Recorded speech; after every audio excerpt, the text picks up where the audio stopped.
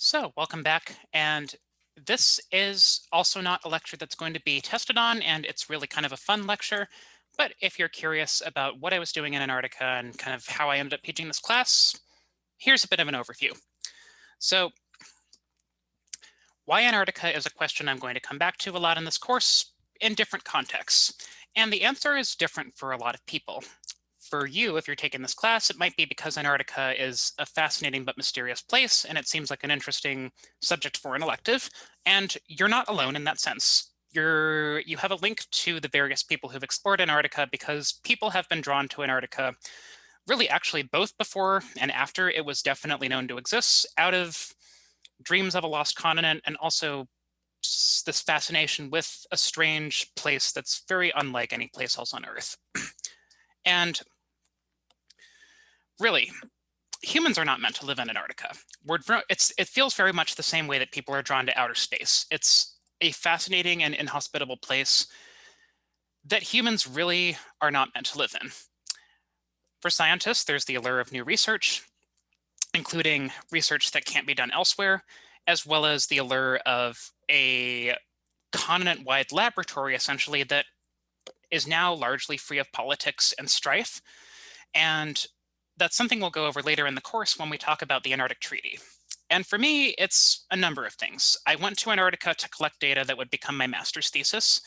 And I applied partially to UCSB out of the prospect of going to Antarctica because I was interested in doing fieldwork in a new place. I have a strong interest in traveling, and I counted myself very lucky to get to go there. And I went to Antarctica to study geochemistry, but that really wasn't the only reason I went. I was happy to go on. I was more than happy to go on the project because it's a place that interests me a lot. So why did Nicoletta go to Antarctica? I throw this one in here because it's. I just realized my thing's been on the wrong side. Sorry, but I went to Antarctica for a reason that a lot of people wouldn't guess, and I put the reason I went here along with some that are usually the reasons people do go to Antarctica. If you remember from the first half of the lecture, I told you to remember one term, and that term is Lamprepheres. I went to Antarctica to study Lamprepheres, and you don't need to memorize what those are, but they are a type of rock. I'm a geologist, so I was down there to study the chemistry of those rocks. Regarding the penguins, I never actually got to see one. I was in an area called the Dry Valleys for most of my stay in Antarctica, and there is very little life in the Dry Valleys, and definitely not any penguins, because it's actually quite far from the ocean, relatively speaking. However, there are some great exposures of these rocks, so I got to be in a place that really, because it was one of the few areas of Antarctica that is free of ice, which is something I'll talk about in a future lecture, it really did feel like Mars in many ways. So if you're wondering what the heck a Lamprephere is, it is a type of rock. It is a pretty uncommon type of rock that forms from magma, aka an igneous rock, and I was there studying the chemistry of these rocks. And you do find these Lamprepheres in places besides Antarctica, but Antarctica has a lot of them. And there's also the fact that in the dry valleys, there are very few plants, which means there's no plant life covering up the rocks, and there's also no plants breaking down the rocks into soil. So the rocks do get broken down by wind and glaciers, but overall they're very well exposed and not terribly chemically weathered. They're good for studying chemically. So that was the reason why our research project went there. And the broader intent of our project was to use chemistry to make guesses about plate tectonics. These magmas showed up during a particular period of orogeny, or mountain building.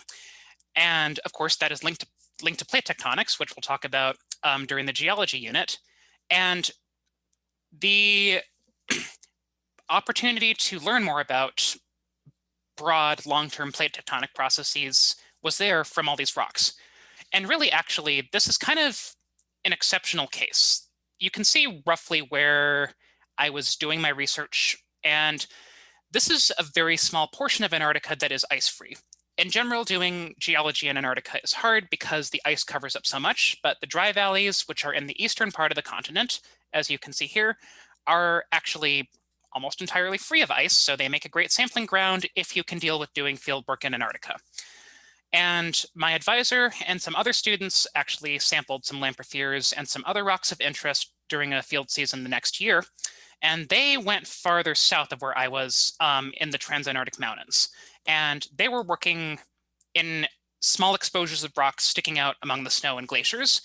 And they had a much more difficult time both with the conditions and with finding the rocks, because that was an area that is, like most of Antarctica, almost entirely covered in ice.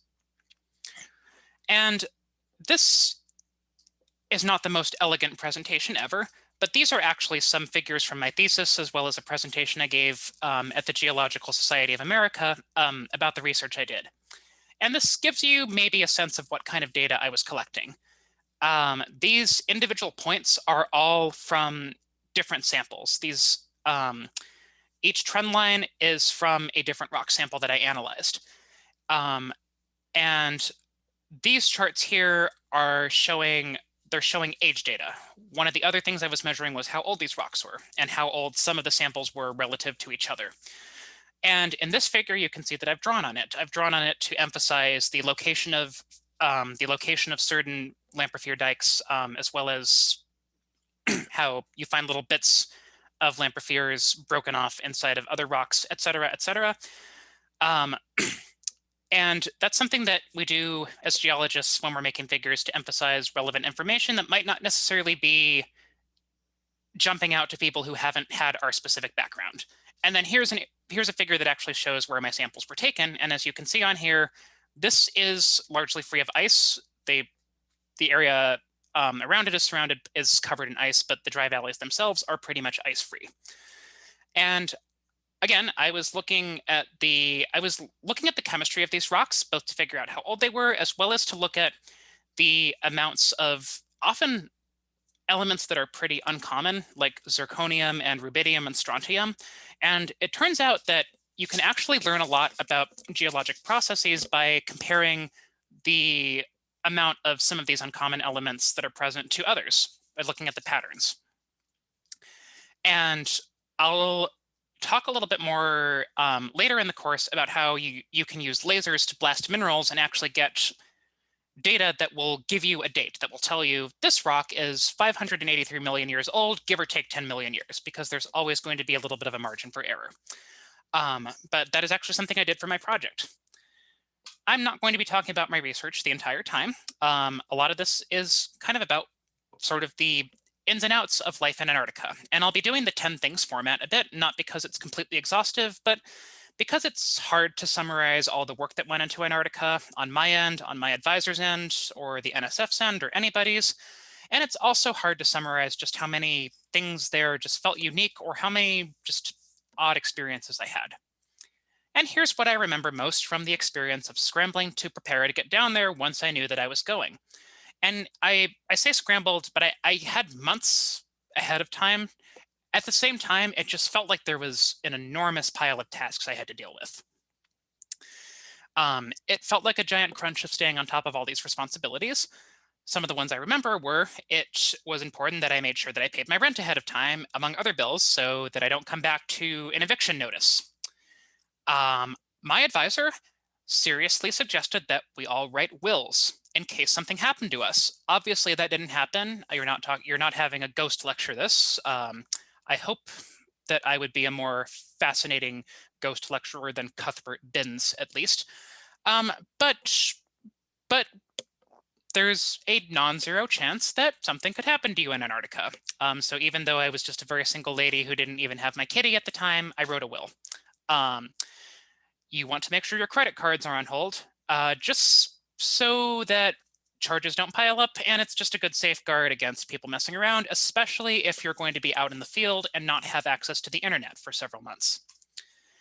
Likewise, I actually made a vacation responder for my email. Occasionally you get those automated replies from people being like, I'm out of the office. And I don't usually do that, but I had to set one up for my email to just make it clear that I am in Antarctica. I am not going to answer your email because I have no internet. Also, there is actually Wi-Fi at McMurdo base, but they don't really want you downloading stuff. So before I went, I needed to make sure that I had some entertainment for when I wasn't working, and just so that I could just so that I could relax on my own time, because I had my computer with me. There is actually a way to charge electronics out in the field using a solar panel, and it was also a good excuse to get to some books I hadn't meant to get to. So just making sure that I had some stuff to entertain myself with was something I had to make sure of, and also making sure that I had, that I had some physical books to read in case my electronics went kerplooey, because there's not an Apple store or a Best Buy out in the middle of the dry valleys. I had to buy some pretty heavy duty mountain boots, and I had to go through like 3 or 4 different pairs before I found one that felt comfortable, because you are walking on bare rock, and that really breaks your boots down. The pair of boots that I had, these Scarpa boots, were just torn to smithereens by the end of the trip. Happily, the grant paid for them. They are hundreds of dollars, and it was nice to get that paid for. However, I did have to end up pouring a bunch of money to REI, because I ended up, they do give you some clothing when you're at McMurdo. They give you some cold weather clothing, but they don't give you long underwear. They don't give you socks. And I realized that if I was going to be out in the field not showering for several months, basically, I wanted to invest in some wool clothing, because that does a better job of not smelling like absolute trash within a day. I will say that it is worth the money to invest in wool if you're going to be on a long trip, a long geology field season, because it has antibacterial properties and does a good job of stopping you from getting smelly. Also, you can get mail in Antarctica. So I gave out my mailing address to my parents, my grandma, friends, and I got a surprising number of postcards while I was there, which was nice. And I also got to give some people the novelty of sending them postcards from Antarctica. Also, lots of medical paperwork.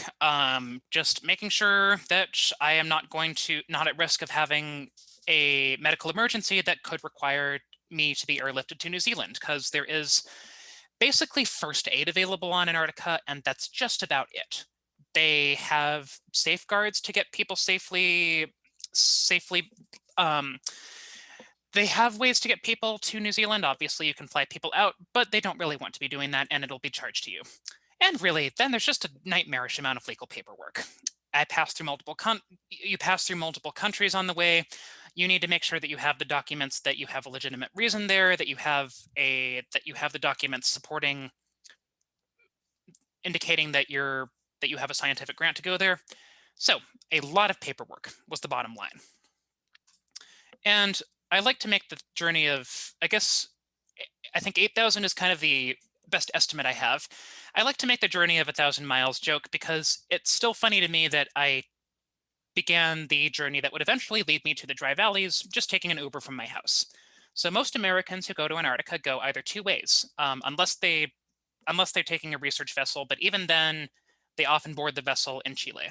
So people will fly to Punta Arenas, Chile, and then they'll take a ship to Palmer Station, and that's the main base located on the peninsula. But I was not on the peninsula, so I flew to New Zealand and took a plane from there to McMurdo base. And also, if you go to the South Pole, you almost always go through McMurdo first, because McMurdo, which is the largest base that I'll talk more about in the human geography lecture next time, that is on the coast, and South Pole based is inland, and you have to stop at the coast before you go inland. So back then I lived in the Elwood area of Goleta, for those of you who are familiar with Goleta, and I took an Uber to the Santa Barbara airport because for whatever reason, the NSF flew us to LAX. I didn't have to pay for it, and I didn't have to deal with driving and parking to LAX, so no complaints there. And this is the last picture I took before I left, and I feel kind of nostalgic about it because, for one thing, it was getting towards twilight and sunlight, and when you're in Antarctica during the summer, you really don't see darkness, which I'll talk about more when I talk about climate, how the fact that Antarctica is in total darkness for part of the year because of its latitude actually influences why it's so cold. But I had also really just moved to Santa Barbara, and I got kind of nostalgic about seeing all this plant life and being near the warm ocean, because I would not get either of those for quite a while. Actually, I distinctly remember having dreams in Antarctica about being in Sao Paulo, Brazil, which I've never been to, but I think I got some idea about tropical beaches or something. Anyhow, so from LAX, I flew to Sydney, Australia, and that is the single longest flight I've ever taken in my life. The flight was actually pretty pleasant. I managed to fall asleep, thankfully, because I don't always fall asleep on planes. And the Qantas flight actually had some pretty decent food and a good selection of movies to watch. So when I wasn't asleep, I wasn't horribly bored. Hilariously, me and my field mates met a couple of other Americans headed to Antarctica on the plane. And coincidentally, we ran into them later when we were out in the middle of nowhere in the field, because on one occasion, an inspection team came, because anytime a field camp is out, anytime researchers are out at a field camp for longer than a certain amount of time, there needs to be an inspection to make sure that you're not damaging the material and that the water supply doesn't have pathogens in it. And it turned out that one of the people on the team had been one of the people we'd met on the plane, which I think is kind of funny. Now, I don't really count myself as having been to Australia, either in terms of being to the country or the continent. So I have not really yet been to all 7 continents from my measure. I have never been to Africa, and I have never been to the continent of Australia outside of an airport. And New Zealand really isn't part of Australia continent-wise. I'll actually talk about the fact that it's a little microcontinent that is a separate piece of what used to be Gondwana, aka the massive southern continent that existed during much of the dinosaur era. But after arriving in Sydney, it was time for a shorter flight to Christchurch, New Zealand, which is the largest city on the South Island of the country, and it's the gateway to Antarctica. And I like Christchurch. I only really got to spend 1 day there, but it's a fun city to visit. When I was there, it was still recovering from a horrible earthquake that had occurred just a few years ago. This was back in 2015. And John, who is my advisor and is also a Kiwi, which is what the New Zealanders call themselves. Anyway, he described it as one of the more British cities in New Zealand, whatever exactly that means. But Christchurch is quite British. I've never been to the UK, but he has, so he would know. And it is the largest city on South Island. I had to spend most of my 1 day in New Zealand doing paperwork at the Antarctic Center, which was a little frustrating, but I got to do a decent amount of sightseeing. You can see that there's some murals around Christchurch. I took these pictures that kind of allude to the fact that Christchurch is where most people who are going to Antarctica go through, actually. I got to check out the Botanic Garden, and I got to eat some really incredibly good Spanish lamb and fried potatoes from this guy who was selling it out of his truck. I was trying to find good places to eat in Christchurch and came across that. And my field mates went to McDonald's for whatever reason. I actually ate the lamb in the McDonald's with them because it was to go. And they ordered some meat pies because apparently the McDonald's in New Zealand have meat pies. And even they admitted that I had made a better choice. So I find that kind of hilarious. But it's like, if I'm going to eat one meal in a country, I'm not going to go to McDonald's. There ended up being enough lamb that it served as breakfast the next day, because the next day I had to wake up at an ungodly hour to get on the plane to take me to Antarctica. Now, the International Antarctic Center, which is where we did our paperwork and where we set out for Antarctica the next day, is actually pretty cool. It serves both as a museum, actually, and as the gateway to Antarctica. Outside of being where we got our cold weather clothing, where they made sure that our computers didn't have any viruses on them, where they made sure that we had all our paperwork in order, there's also a museum there that has decommissioned Antarctic equipment, so you can see what types of equipment both current Antarctic researchers and past explorers have used. They don't have any live penguins, but they've got displays on the wildlife, and it's just a cool place to learn about Antarctica, and it's cool to be in the place where that's sort of the head off point for Antarctica. It's like you're in this place that is literally the gateway to Antarctica. And I think it's very worth visiting if you happen to be in Christchurch, New Zealand, once COVID ends. And I just remember being in New Zealand that I just had this overall sense of, oh, I see a stray cat running around, or, oh, I didn't mean to spook my kitty. This is Maki, by the way. She didn't get to go to Antarctica with me. But seeing a stray cat running around, or leaves falling, or just seeing darkness, I just realized I would not be seeing any of that a day later because I was going to Antarctica. So I had time for just one more flight, and I made this one. I had to make this one in Google Maps. It wouldn't let me search Christchurch to Antarctica because it's like, you can't do that. And I'm like, well, most people can't, but the NSF let me do this. The flight itself was on a Lockheed Martin military plane that's used to both transport equipment and people to Antarctica. And it was noisy and really cramped. But on the other hand, I was just excited from the novelty of being on a military jet for an official purpose and getting to go to Antarctica. And I did get really excited when I first looked out one of the tiny windows, and we must have been about here because you cross Antarctica once and then head over the sea, and then McMurdo is down here. And I saw the treeless, icy expanse of Antarctica through that window. I was excited, but I was a bit nervous also. There was this sense of, oh, I'm here now. What did I get myself into? Like, this is weird.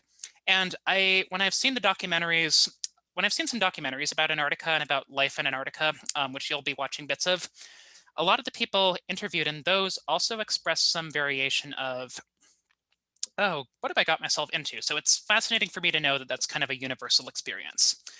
And I will say one thing. I will have a lot of pictures I took in Antarctica, but this is the only picture of me you'll ever see. This is the first picture I took in Antarctica when I got off the plane.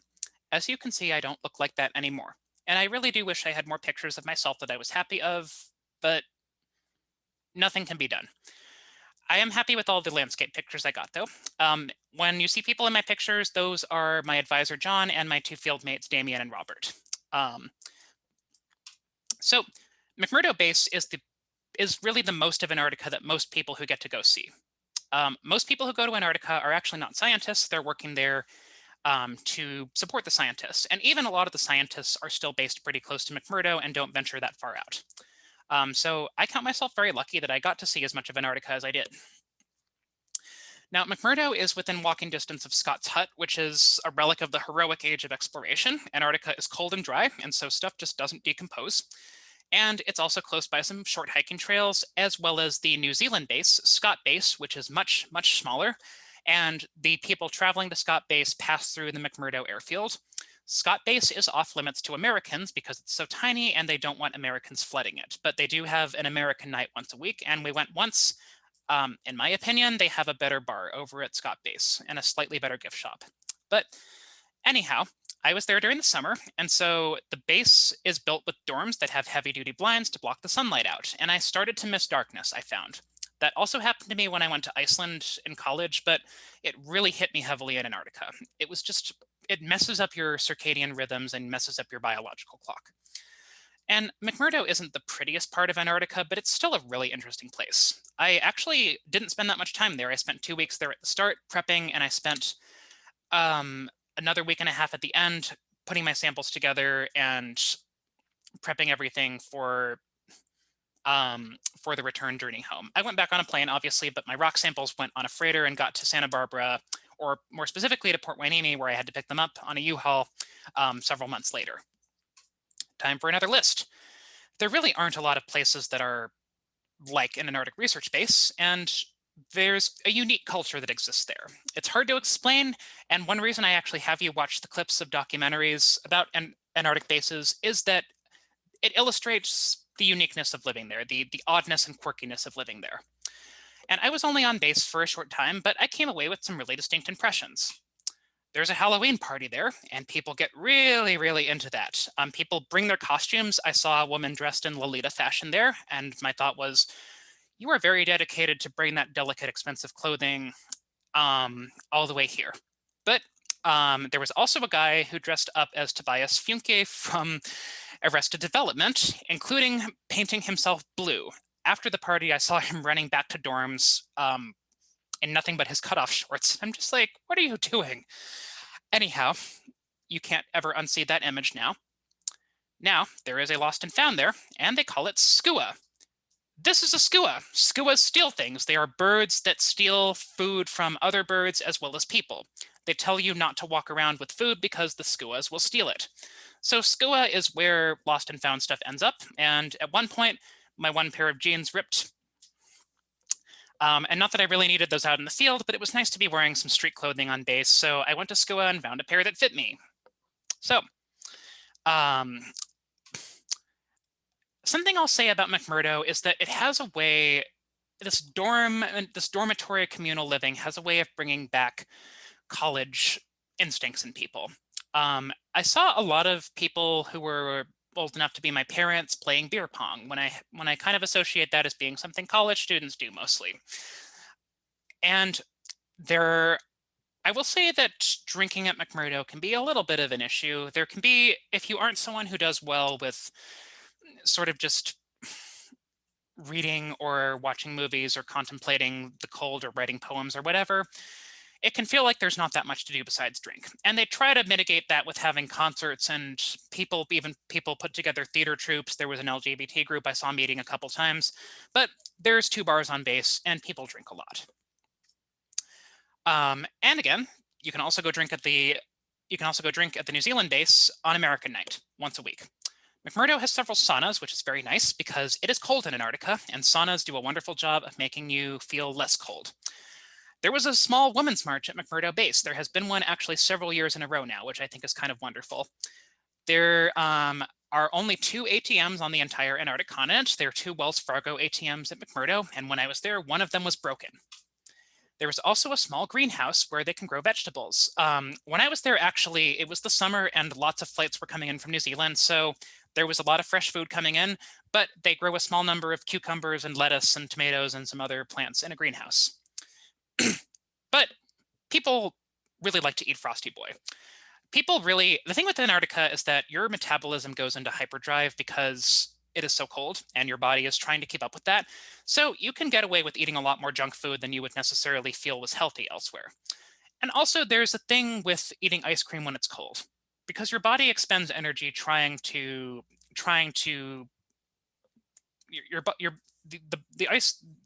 your body expends energy trying to heat the ice cream up, and that actually warms you up. But it's also just, I don't know, soft serve was where it was at. They make a joke in one of the documentaries that it's an emergency if the Frosty Boy machine breaks down. I also have this rather delightful picture from the fun run that occurred after we got back. You can see how kind of snow-free and muddy it is here. He tried to talk me into doing this with him. I do not like running, so I just got to be the camera girl. And really, though, we weren't there to fool around. We were at McMurdo to prepare for the season. So we were there to make sure that we had all the gear we needed, like radios, more than one of them, solar panels, tents, foods, collecting equipment, bottles of water, bottles for urinating in. I will get to that. And we also had to complete a number of trainings to make sure that we knew what we were doing and to make sure that we knew what to do in the case of emergencies, like if the helicopter gets delayed and we have to stay at camp longer, or if the helicopter crashes. Hopefully not. Didn't happen with us. We did not come back to McMurdo a single time during the season, in fact, and while we were in contact with McMurdo and we had helicopters coming back and forth with supplies, we wanted to make sure that we had what we needed. And we only did 2 resupplies of food the whole time. We had to do it over the radio with a very poor connection. But we made sure that we had as much as possible before going out. Antarctic food is all canned and frozen, which is actually, I actually felt like I ate pretty well there. It's easy to make a lot of curries and stir-fry type dishes with canned and frozen foods. And the nice thing is that you don't have to worry about anything going bad because there's no animals really out in the center of the continent that are going to steal it. The skuas don't really wander inland as much. You can just leave stuff in crates outside because it is literally a freezer. It's so cold, nothing's going to spoil. But the downside is that everything has to be thawed, and that includes water.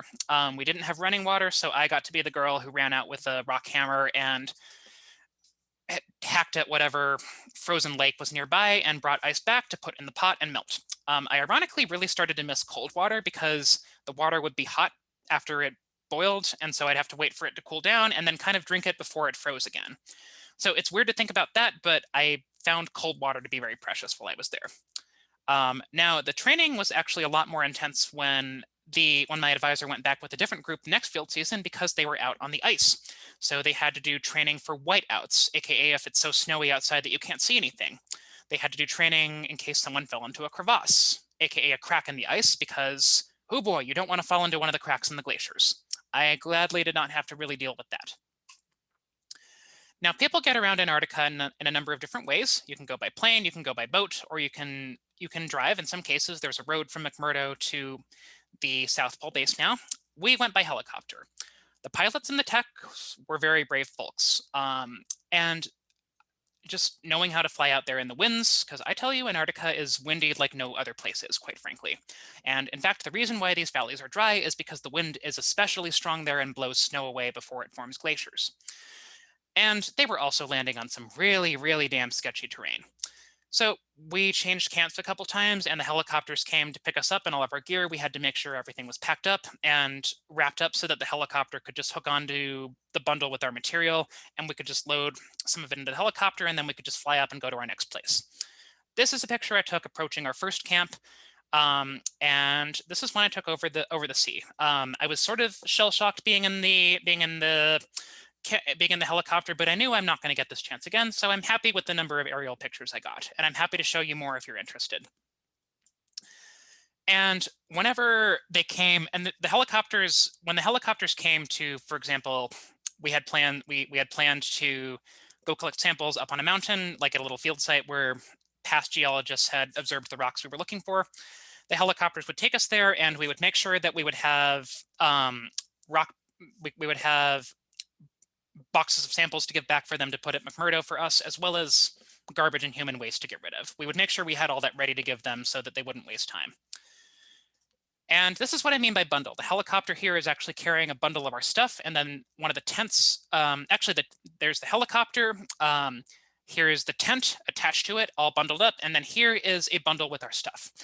Impressively, nothing broke. The helicopter pilots are very good at setting the stuff down very gently.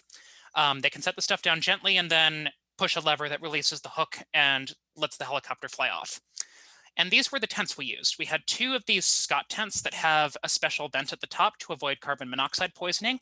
One of them was for cooking and socializing, so we had a Coleman stove set up in there and made our meals on, and then the other was for taking care of private business, shall I put it. And then we each had our own personal tent. You can barely see one of them here, I believe.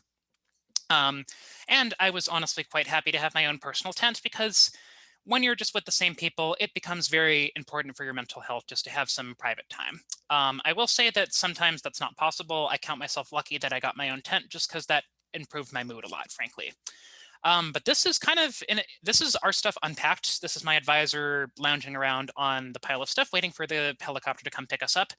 And that was kind of everything that we had out in Antarctica bundled up. It was weird. It was weird in the couple of moments when we just had everything bundled up, waiting for the helicopter to pick us up, because we didn't really have any home outside of the tents for the entire trip. The tents were all that protected us from the wind and the cold, and I found that kind of spooky.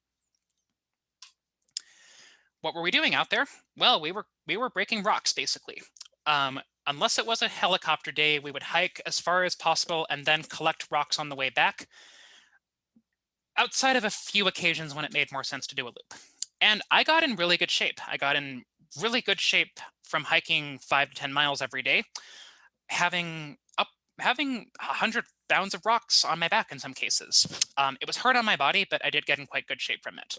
And these black stripes are the rocks we were sampling. We would just sample from as many as we could carry, basically, so that we'd have a good amount of samples to work with when we got back. So we'd find an outcrop, break off a small piece of it, which we actually had to get specific permission to be allowed to do.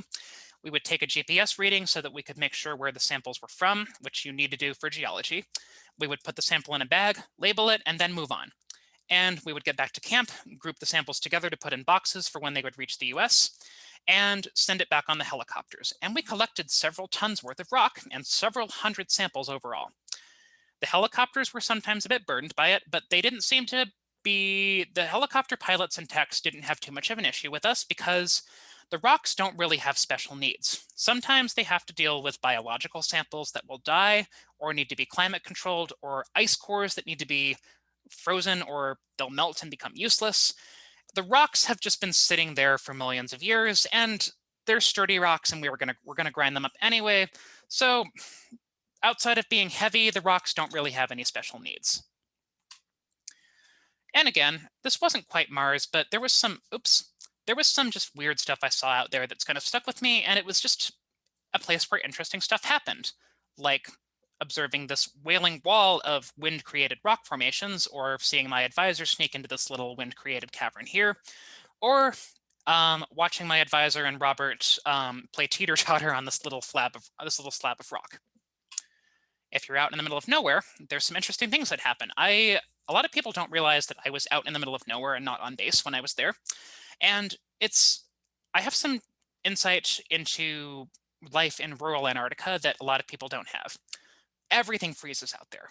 I I found that if I didn't put my toiletries in the sleeping bag with me, where my body heat kept them liquid, they would freeze. So I had sunscreen freeze, I had toothpaste freeze, I had the little thing of soap I brought freeze, and it's just like, really, like this is like the most stereotypically Antarctic thing to happen. I know that's a bit of a basic thing to say, but that was kind of my reaction. I don't like to get into gross stuff too much, but I kind of just can't ignore this one. I remember one of the first things I heard when I went to Antarctica was no peeing in the Antarctic. And that's not completely true, but you have to make sure that human waste isn't getting into environmentally sensitive areas. If you're not on base and don't have access to restrooms, there's a tent that's set up for a toilet, and then if you're out in the field, you have to make sure that you do your business into a bottle. Um, if you have certain anatomy, there is a device that can help you do this more easily. There is also a wall of shame at McMurdo for people who bring back their pee bottle and don't bleach it and clean it before returning their field gear. All I can say to that is ew. Meanwhile, it's more or less impossible to take breaks while you're out hiking because it's so windy and because it's so cold that you feel warm enough when you're moving around and your metabolism is working, but then when you stop, you start to freeze. Now, it's a very good time to catch up on books and movies. I found it's very important you have at least a few physical books instead of having them on an iPad, because if your iPad breaks, you are out of luck until you get back to base. You will learn a lot about your campmates, including possibly more than you wanted to ever know. I also found that my fieldmates were generally cool people, but at the same time, being the one woman gets a little bit old when you have nobody but three men to talk to. No disrespect to them, but that dynamic is present. You can basically just leave all your food outside in boxes because everything's cold and there's no animals that are going to steal anything out this far in the interior. It's very hard to sleep with the 24-hour daylight. This was a campsite where the sun was blocked by this mountain and there was a little bit of shade, and that was about as dark as it got. This is where I had the easiest time falling asleep. You start picking up the speech habits of your advisor and whoever you're out there with. This is documented.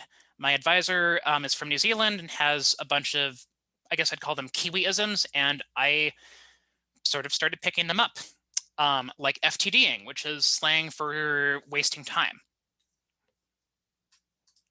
You also have to ration your water because it all comes from melting ice, and you have to physically do that yourself. You can't just open a tap. And I found that very hard to get used to. But once I got used to it, I just really enjoyed being out in this strange place where the light is really unique and beautiful and where there's just this unearthly element to everything. And I also was in a place where very few people get to go because the dry valleys are very heavily protected. We had a purpose to be there in collecting rocks, and I just tried to enjoy I just took the time to enjoy as much of the scenery as I could and get as many pictures as I could while I was getting rocks. I didn't get to see a lot of wildlife, unfortunately. I got to see some seals at McMurdo that were hanging around. They like to hang around near McMurdo because the ships create gaps in the ice, and the seals like that. I didn't see any orca, though I saw this cool wire sculpture. I didn't see any penguins. They don't like to hang out near McMurdo because of all the ship traffic. The same thing that draws the seals there. Well, the penguins don't want to be around the seals because the seals attack them. I also saw some seal mummies. I will talk about this more later, but these seals just wander up the dry valleys and die because they can't feed there. And I stayed close to them long enough to take a picture, and I quickly got the sense that I shouldn't linger. I don't really believe in the supernatural too heavily, but at the same time, I sensed something sort of unearthly about these seals. And outside of the fact that they're very heavily protected, and I would face a fine or go to jail if I touched them potentially, there was also this sense of just like, you don't want to be screwing around here. Like, this is kind of a sacred place. Anyhow, I'm rambling on a little bit.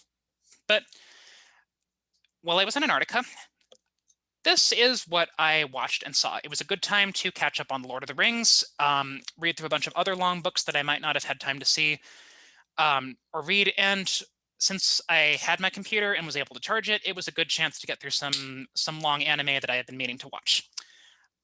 Moral of the story is that reading, and if you can charge your stuff, being able to watch things, does a nice job of just giving you some downtime during a period when you only have a couple people to talk to.